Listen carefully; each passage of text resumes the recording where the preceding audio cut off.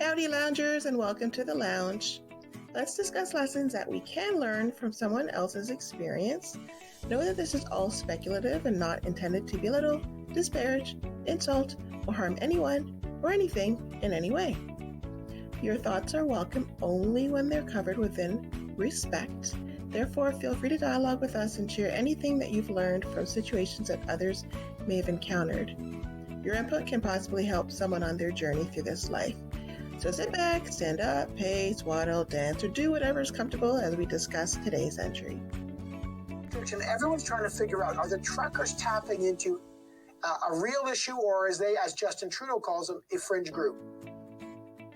I would not call it a fringe group. I would say that based on the polling that we're seeing, most recently 54% of Canadians, and so that includes a lot of those people who rolled up their sleeves to get vaccinated not once, not twice, but 3 times in some cases, are ready for a conversation about whether it's time to start lifting and ending restrictions. And the same thing on federal mandates, particularly for truckers.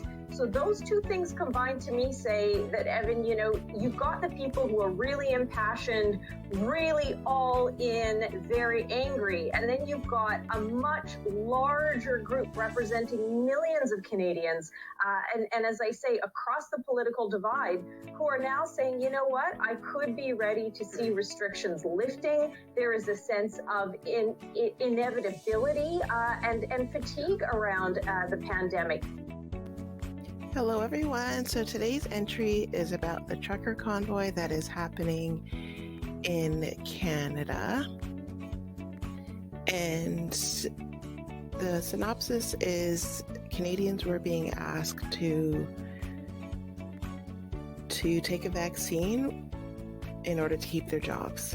And the truckers who were not in agreement with that decided that they were going to do something about it. And from there, it kind of snowballed into what it is today. So my thought with this is it really should be a choice whether or not you want to alter your body in any way. And using someone's job is not okay.